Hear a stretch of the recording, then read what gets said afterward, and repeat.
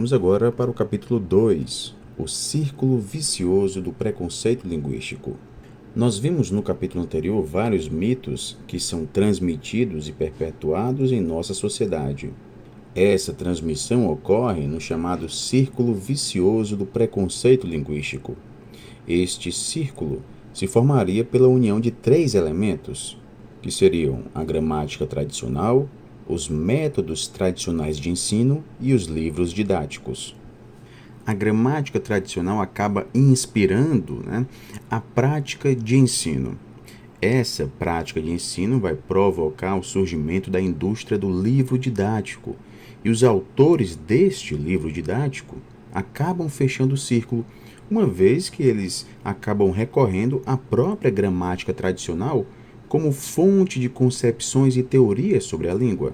A mais alta instância educacional do país, o Ministério da Educação, tem feito esforços louváveis para provocar uma reflexão sobre os temas relativos à ética e à cidadania plena do indivíduo. Isso para estimular uma postura menos dogmática e mais flexível por parte, pelo menos, das escolas públicas. Os já citados parâmetros curriculares nacionais reconhecem que existe muito preconceito decorrente do valor atribuído às variedades padrão e ao estigma associado às variedades não padrão, consideradas inferiores ou erradas pela gramática. Essas diferenças não são imediatamente reconhecidas e, quando são objeto de avaliação negativa.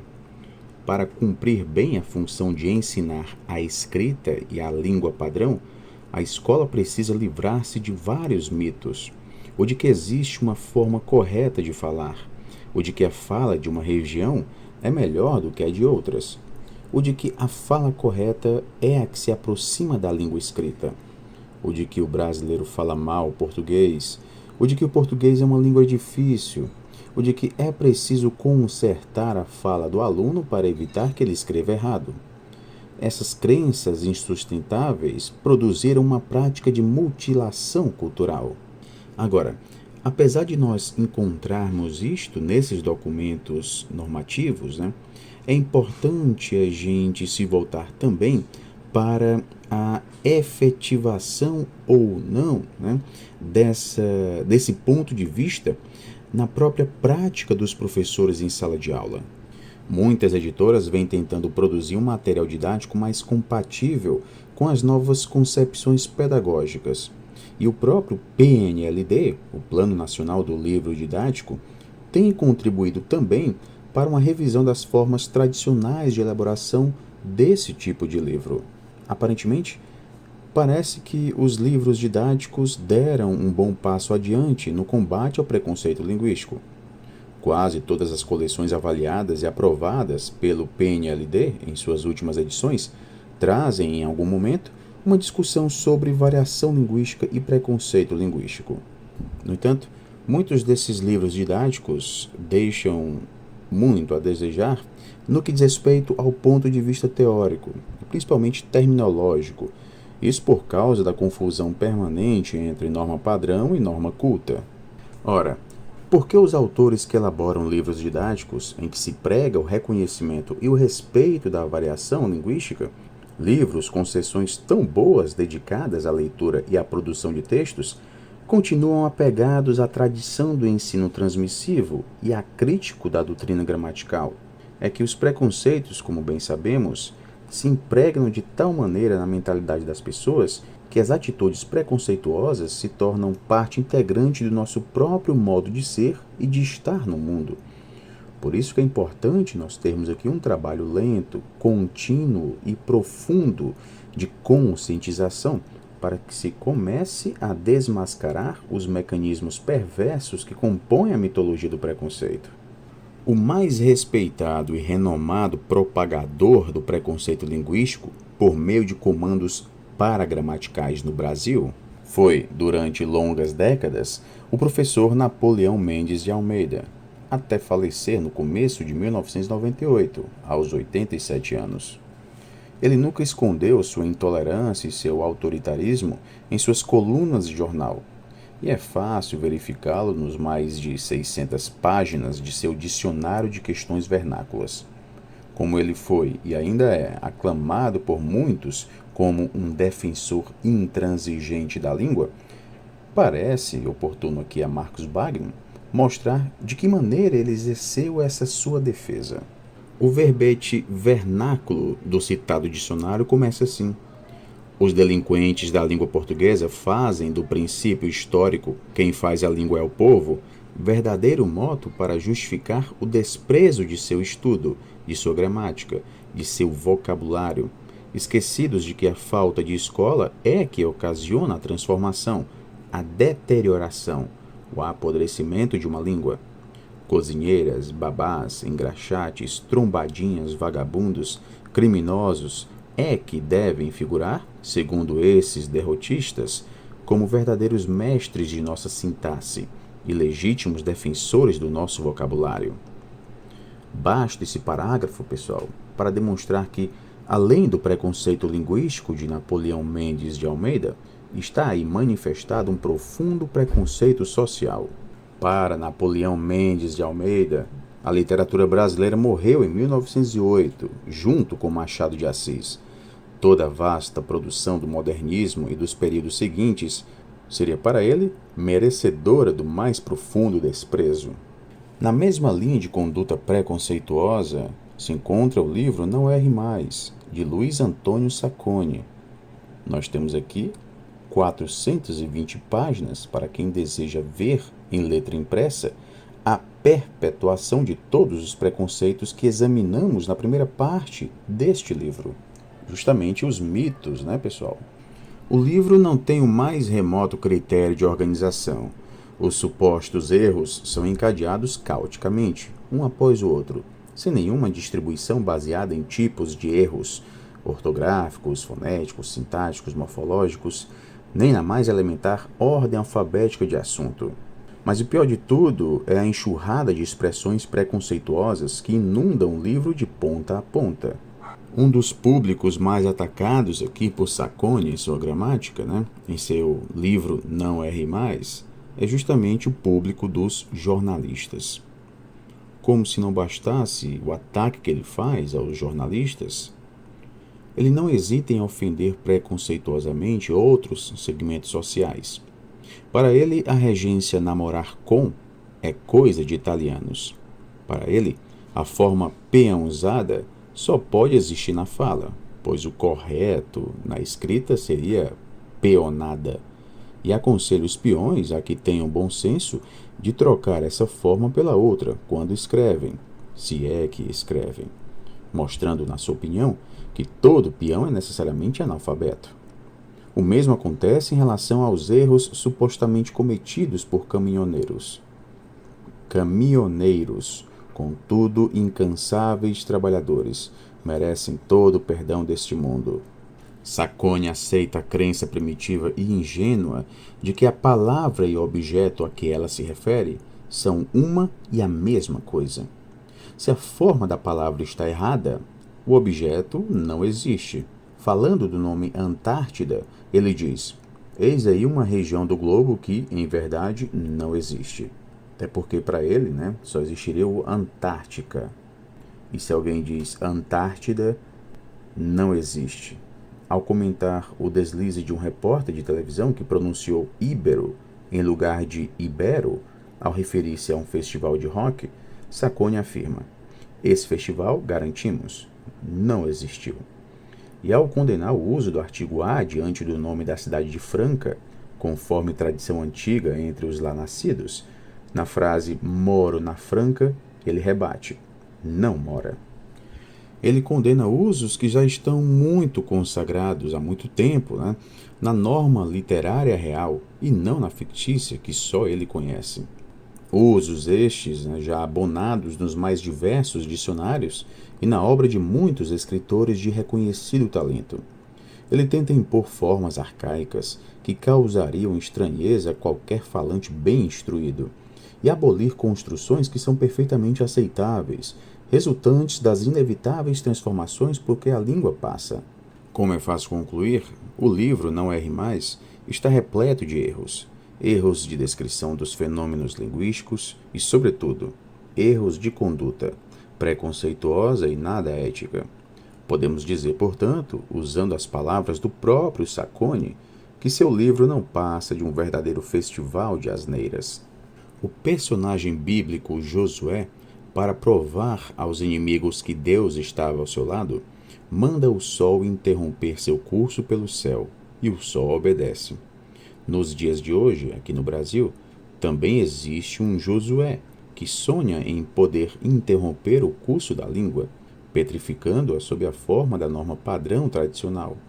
Seu nome todo é Josué Machado. Além de escrever em diversas revistas, é também autor de um livro chamado Manual da Falta de Estilo. Tanto quanto Sacconi, se não até mais, Josué Machado tenta dar suas lições de bom português, recorrendo a piadas grosseiras, a humor nada engraçado e, de modo previsível, extremamente preconceituoso. Seu preconceito contra as mulheres e os homossexuais, frequentemente expresso no livro, se sintetiza na seguinte passagem, na qual ele procura explicar o uso da expressão dar à luz. Em geral, o objeto direto, que é a criança ou animal nascente, fica oculto. Ela deu um filho à luz. E já se sabe, pela natureza da fêmea, no bom sentido, que ser ela fez ou fará vir à luz. Faltará saber apenas o sexo, o que nem sempre fica claro, nem muito, muito, muito tempo depois. Além de se referir às mulheres como fêmea, Josué Machado, fazendo eco ao senso comum mais retrógrado, confunde sexo com orientação sexual, como se uma criança normal, ao nascer, não tivesse um sexo biológico definido. A última investigação que trata aqui do preconceito linguístico nos comandos paragramaticais, que Wagner nos traz nesse capítulo, é a investigação de uma coluna de jornal chamada Dicas de Português, assinada por Dade Squarize. Esta senhora tem escrito nos últimos anos algumas das coisas mais estúpidas jamais ditas acerca da língua portuguesa em sua milenária história. Marcos Wagner nos traz aqui um texto intitulado Português ou Caipirês, publicado no Diário de Pernambuco de 15 de novembro de 1998. Ele vai utilizar esse texto aqui para trazer as suas análises. Fiat lux, e a luz se fez. Clareou este mundão cheinho de jecas tatus. À direita, à esquerda, à frente, atrás, só se vê uma paisagem. Caipiras, caipiras e mais caipiras.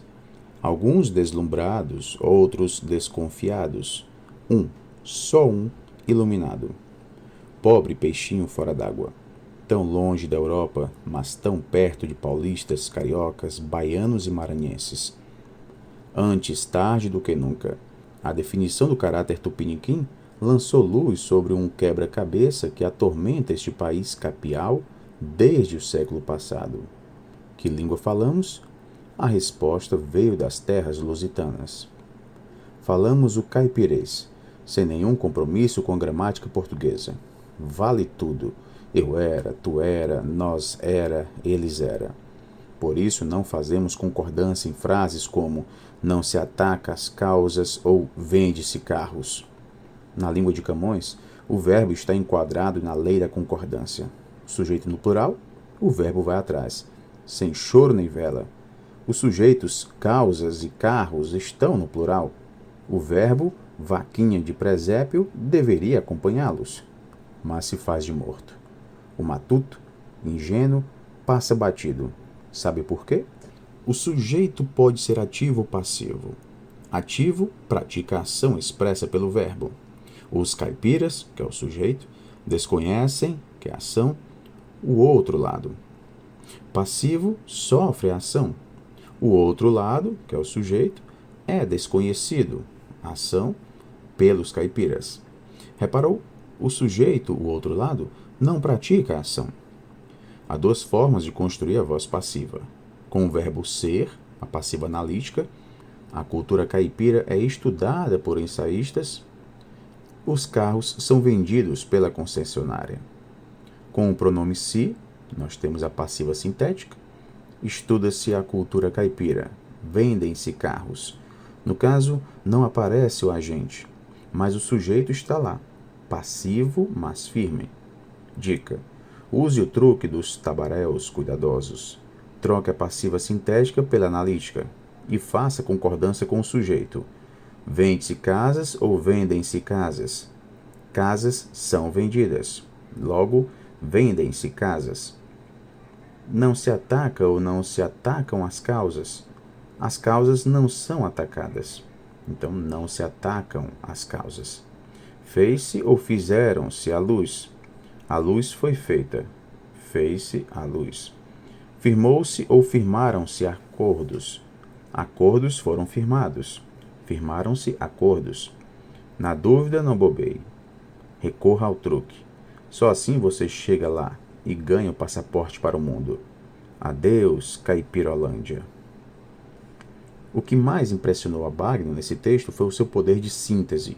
Em poucos parágrafos, a autora conseguiu reunir praticamente todos os chavões rançosos que compõem a mitologia do preconceito linguístico. Os preconceitos sociais e étnicos também foram devidamente contemplados. O preconceito já se manifesta no título, português ou caipirês? A partir daí, como milho de pipoca em óleo quente, pululavam as palavras de conteúdo semântico fortemente preconceituoso. Mundão, jecas tatus, caipiras, caipiras e mais caipiras, deslumbrados, tupiniquim, capial, caipirês, matuto, tabaréus, caipirolândia. É ou não é um poderoso trabalho de síntese? A questão da partícula se em enunciados do tipo vende-se casas vem sendo investigada há muito tempo nos estudos gramaticais e linguísticos brasileiros. O que todos os estudiosos concluem é que, na língua falada no Brasil, no português brasileiro, ocorreu uma reanálise sintática nesse tipo de enunciado. Isto é, o falante brasileiro não considera mais esses enunciados como orações passivas sintéticas. Não é porque somos caipiras, jecas, tatus, matutos ou tabaréus. É porque a língua muda com o tempo, segue seu curso, ela se transforma. Afinal, se não fosse desse modo, ainda estaríamos falando latim. Na verdade, falamos latim. Um latim que sofreu tantas transformações que deixou de ser latim e passou a ser português. Da mesma forma, o português do Brasil, queiram os puristas ou não, também está se transformando.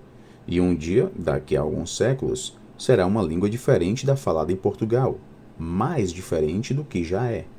A análise de Dade Squarize é de uma comovente pobreza, pois ela só leva em conta o critério sintático, reduzindo esse critério a um jogo de supostas equivalências. É a atitude comum do gramático tradicionalista, que encara a língua como um objeto descontextualizado, inerte, congelado, morto, fora do tempo, fora do espaço, independente das pessoas que a falam. E nós finalizamos aqui os estudos deste capítulo. Bons estudos a todos e até a próxima.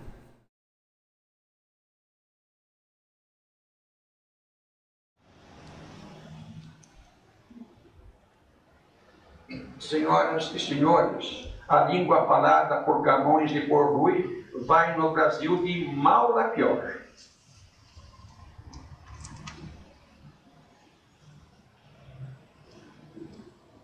Tão mal que tentam, até oficialmente, infamar a palavra português, quando a ela referente.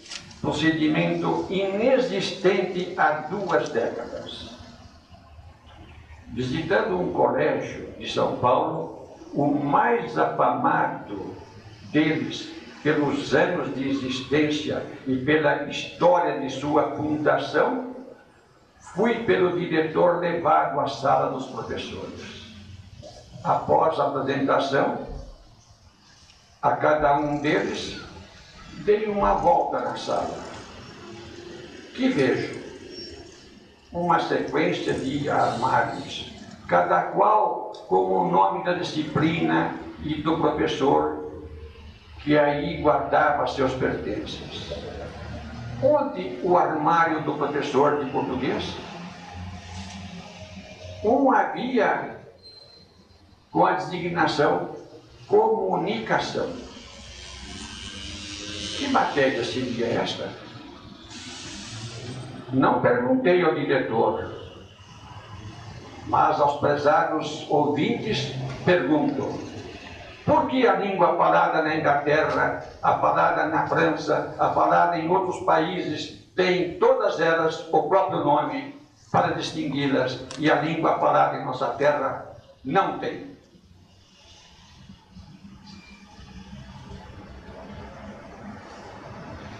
Se o malogro do ensino da nossa língua repousa hoje nesse procedimento, sua origem teve as primeiras raízes há 61 anos, quando, após a Revolução contra São Paulo, foram criadas as férias de julho. O ano letivo ia de 1º de fevereiro a 30 de novembro, não interpolado com feriados, dias de vadiagem mais do que comemorativos.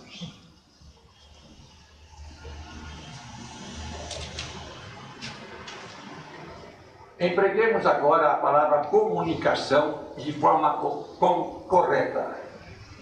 Os meios de comunicação constituídos por impressos, estações de rádio e canais de televisão têm influência incomensurável, de todos reconhecida, já para o mal, já para o bem.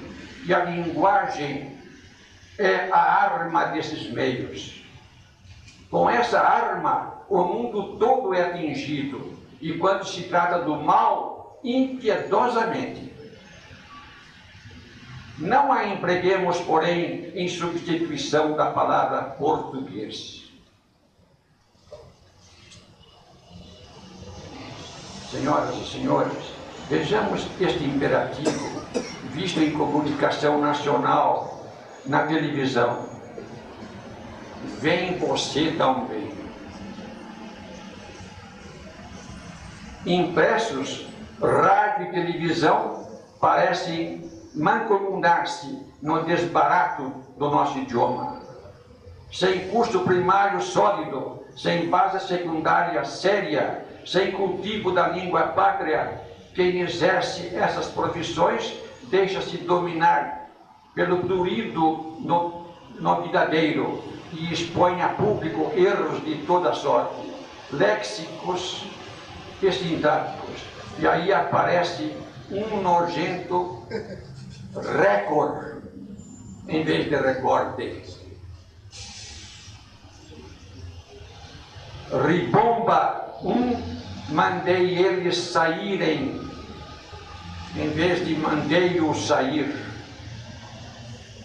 Estoura, se papai ver, em vez de se papai vir. E outras parvoíces. Observe-se que na televisão aparece a palavra escrita na tela com todas as letras, recorde. E o locutor diz recorde. Que nome dar a esse proceder?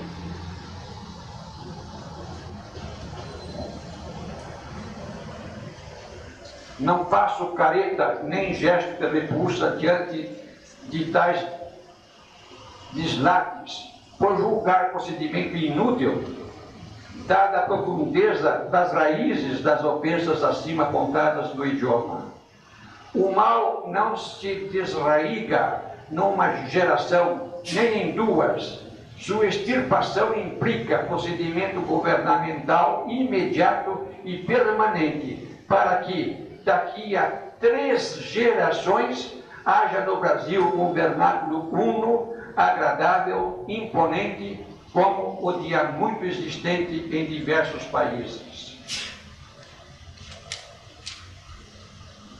No rádio e na televisão, podemos encontrar um entrevistador conhecedor do idioma, mas que dizer do português das pessoas que ele entrevista?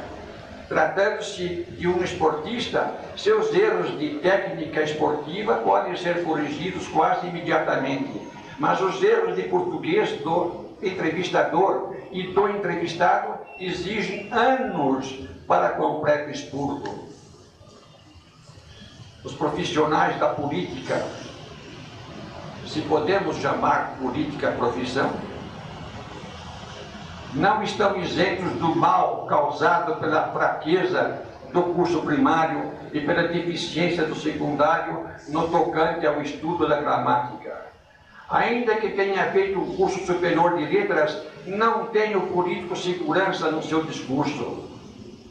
Consegue-a somente quando a busca autodidaticamente.